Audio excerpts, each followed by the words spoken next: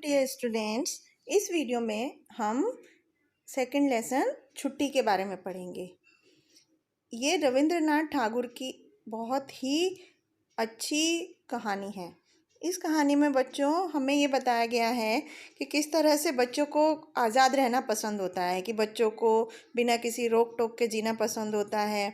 जैसे छुट्टी होने पर सब बच्चे अपने मन मर्जी का खेल खेलना चाहते हैं, और जब बड़े लोग उस पर कोई अंकुश लगाते हैं, मतलब कुछ करने को रोकते हैं, तो उनके मन में क्या क्या विचार चल रहे होते हैं, उनके मन की दशा का वर्णन इस पाठ में किया गया है। तो आइए अब हम इस लेसन को पढ़ना शुरू करते हैं। एक बार कुछ बच्चे खेल रहे थे, तभी बच्चों के सरदार फटिक चक्रवर्ती के दिमाग में एक नई बात आई कि नदी के किनारे पेड़ का जो तना कटा पड़ा था उसे लुढ़काकर ले चलें। लेकिन फाटिक का छोटा भाई मक्खन जो उस पर बैठ गया है, हिलने का नाम ही नहीं ले रहा था, वो वहाँ से हट ही नहीं रहा था। तभी फाटिक डांट कर बोला, देखो बड़ी मारूंगा, भला चाहता है तो अभी यहाँ से उठ जा। तो ये सुनकर मक्खन और भी अच्छी तरह जमकर तने पर बैठ गया। फटिक ने सुझाया कि बच्चे मक्खन के साथ ही इस तने को ठेल कर ले जाएं। बच्चे कमर कसकर पेड़ के उस मोटे से तने को मिलकर ठेलने लगे। मारो धक्का हैया, शाबाश जवानों हैया। फिर तना जैसे ही थोड़ा लुढ़का, मक्खन जमीन पर लुढ़क गया। मक्खन जमीन पर से उठा और फटिक पर सवार होकर उसे अंधाधुंध पीटने लग गया। तो उसका नाक मुंह नोच नोच कर रोते रोते घर की ओर चला गया। उस दिन का खेल खत्म हो गया। उसके बाद राधा आकर बोली, फटिक भैया माँ बुला रही है। तो फटिक बोला, नहीं आऊँगा, क्योंकि उसको पता था कि अब उसको डांट पड़ने वाली है। बाघ जबरन उसे गोद में उठाकर ले गए।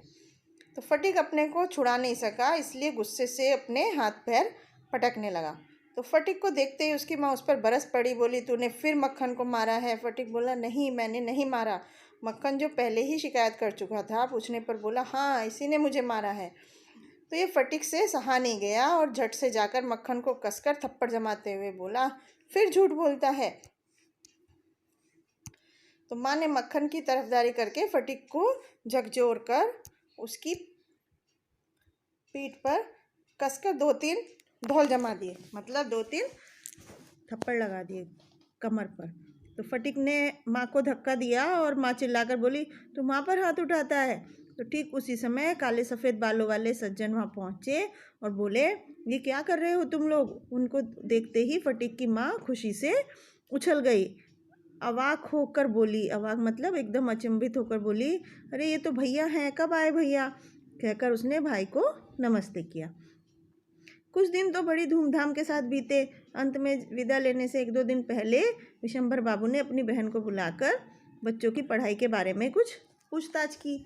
तो इसके जवाब में फटिक को उद्दंड आचरण, मतलब बहुत ही शैतानी करने वाला आचरण, पढ़ाई में मन न लगाना और मक्खन को बड़ा शांत भला और पढ़ने लिखने वाला लड़का बताने की बात बताई। तो ये सुनकर विशंभर बाबू बोले, मैं फटिक को कोलकाता अपने पास रखकर पढ़ाऊँगा लिखाऊँगा। तो विधवा बहन ने भाई का ये प्रस्ताव मान लिया। तो माँ ने फटिक से पूछा, क्यों रे फटिक, मामा के साथ कोलकाता जाएगा? तो फटिक उछल पड़ा और बोला, जाऊँगा। कब जाएंगे, किस समय जाएंगे? पूछ कर फटिक ने अपनी माँ को परेशान कर दिया। अंत में चलते समय अपने आनंद के प्रतीक स्वरूप उसने अपना मछली पकड़ने का कांटा, पतंग, लठिया आदि सारा कुछ मक्खन को सौंप दिया। कोलकाता में मामा के घर जाकर सबसे पहले उसको परिचय मामी से हुआ। तो परिवार में एक आदमी बढ़ गया था। इस बात से मामी बहुत खुश हुई हो ऐसा नहीं कह सकते। मामी की प्रेमहीन आंखों में फटिक भी एक बला के समान था, एक मुसीबत के समान था। इससे फटिक के मन को बड़ी ठेस पहुंची थी। तो स्कूल में फटिक की तरह बेवकूफ़ और पढ़ने में लापरवाह लड़का दूसरा कोई नहीं था। तो कोई भी प्रश्न पूछे जाने पर वह मुंह से फाड़े देखता रहता। तो जब मास्टर जी उसे मारते तो बोझ से लदे गधे की तरह वह चुपचाप मार खाता रहता। तो एक दिन फटिक ने अपने स्कूल की किताब खो दी। मास्टर जी ने हर रोज़ उसे पीटना शुरू कर दिया। तो स्कूल में उसकी हालत हो गई कि उसके ममेरे भाई उसे अपना रिश्तेदार बताने में हिचकिचाने लगे। तो घर और स्कूल में इतना निरादर, उस पर इतनी बड़ी इतनी छोटी सी जगह, पतंग लेकर मैदान में उड़ाना, नदी किनारे घूमना, वो सारे लड़के, उपद्रव मतलब शैतानी मचाने की आज़ादी, सबसे ऊपर उसकी अत्याचारिन कठोर माँ, तो सब कुछ दिन रात उसके निरुपाय मन को अपनी तरफ खींचते रहे। वो सब उसको बहुत याद आ रहा था, वो उन सब चीज़ों को बहुत मिस कर रहा था। तो जब स्कूल में जाना एक प्रकार से मुश्किल हो गया, तब एक दिन फटीक अपनी मामी के पास आकर अपराधी की तरह बोला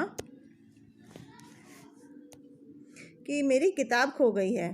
तो मामी मुंह बनाकर नाराज़गी से बोली, अच्छा ही किया, महीने में 5 बार मैं तुम्हें किताबें खरीद कर नहीं दे सकती। तो फटीक वहाँ से बिना कुछ बोले ही चला गया। तो दूसरे के पैसे बर्बाद कर रहा है, यह सोचकर उसका मन भर आया, मतलब वो रोने लगा।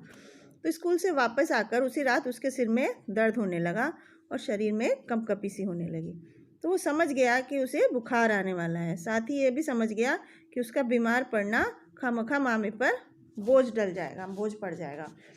तो बीमारी के समय इस अकर्मण्य और निर्बोध बालक की, अकर्मण्य मतलब बिना काम करने वाला और बिना जानकार बालक की सेवा दुनिया में अपनी माँ के सिवा और कौन करेगा। तो इसकी संभावना ने ही उसे शर्मिंदा कर दिया। वो शर्म से झुक गया। उसको लगा कि ऐसे समय में सिर्फ उसकी माँ ही उसकी सेवा कर सकती थी और कोई नहीं कर सकेगा। तो दूसरे दिन फटीक कहीं दिखाई नहीं पड़ा। चारों ओर पड़ोसियों से पूछताछ की तो उसका कुछ अता पता नहीं चला। उस दिन रात से ही लगातार सावन की रिमझिम बारिश हो रही थी। तो फटीक को ढूंढने के लिए सब वे लोग भीगते रहे। अंत में जब फटीक कहीं भी नहीं मिला तो विशंबर बाबू ने पुलिस को खबर की। तो सारा दिन बीत गया। शाम को घर के सामने पुलिस की एक जीप आकर खड़ी हुई। तो पुलिस के 2 आदमियों ने फटीक को पकड़कर गाड़ी से उतारा। उसके सारे शरीर में कीचड़ लगा था और आँख मुंह लाल हुए पड़े थे और वो थर थर काँप रहा था। तो फटीक को देखते ही मामी बोल पड़ी, क्यों भाई, पराए लड़के के लिए हम क्यों परेशानी मोल लें, उसे उसके घर भेज दो। फटीक रोता हुआ बोला, मैं माँ के पास ही जा रहा था, ये लोग पकड़कर वापस ले आए हैं। तो फटीक को बुखार आ गया और उसका बुखार बढ़ता ही जा रहा था। वह सारी रात बड़बड़ाता रहा। विशंबर बाबू डॉक्टर को बुलाकर ले आए। तो फटीक ने अपनी लाल लाल आंखें छत की ओर देखते हुए बोला, माँ जी, मेरे स्कूल में छुट्टी हो गई है क्या? तो विशंबर बाबू रुमाल से आंसू पोंछकर प्रेम से फटीक के बुखार से तपे हाथ को अपने हाथों में लेकर उसके पास जाकर बैठ गए। तो फटीक फिर कुछ बड़बड़ाने लगा। तो माँ, मुझे मत मारना, माँ मैं सच कह रहा हूँ, मैंने कोई गलती नहीं की। तो दूसरी दिन थोड़ी देर के लिए फटीक को होश आया। तो किसी को देखने की उम्मीद में वह कमरे में चारों ओर बेकार से देख रहा था। फिर निराश होकर चुपचाप दीवार की ओर मुंह फेर कर सो गया। वो अपनी माँ को ढूंढ रहा था। दूसरा दिन भी बीत गया और डॉक्टर चिंतित और उदास होकर बोले, हालत ठीक नहीं है। तो धीमी रोशनी में विशंबर बाबू फटीक के सिराने बैठकर हर पल उसकी माँ के आने का इंतज़ार कर रहे थे। फटीक खलासियों की तरह पकने लगा और एक घुमाव नहीं मिला, 2 घुमाव नहीं मिला। कोलकाता आते समय उसे थोड़ा रास्ता स्टीमर से तय करना पड़ा। उसने देखा था कि खलासी लोग रस्सी फेंक कर पानी नापते थे और सुर में नाम पुकारते थे। तो ठीक उसी समय फटीक की माँ बहुत तेज़ी से कमरे में घुसते ही ज़ोर से रोने लगी। विशंबर बाबू ने बड़ी मुश्किल से उसे चुप कराया। फटीक की माँ फटीक के बिस्तर पर गिरकर ऊंची आवाज़ में रो रो कर कह रही थी, फटीक सोना, मानिक मेरे। फटीक मानो बड़ी आसानी से उसके जवाब में बोला, क्या? माँ बोली, बेटा फटीक, मेरे अच्छे बच्चे। फटीक ने धीरे धीरे करवट बदली, फिर किसी की तरफ देखे बिना ही धीरे से बोला, माँ मेरी छुट्टी हो गई, माँ मैं अब घर जा रहा हूँ। तो इस कहानी में लेखक ने इस बात का एहसास कराया कि बच्चों को घर के और घर के लोगों की महत्ता का कब एहसास होता है, जब वो उनसे दूर चले जाते हैं।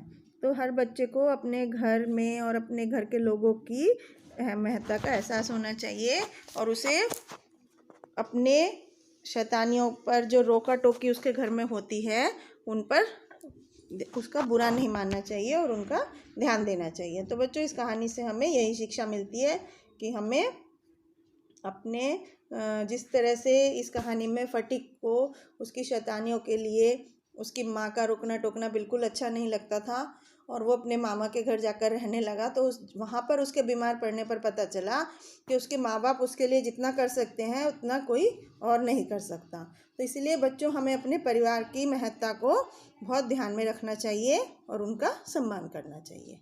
Thank you.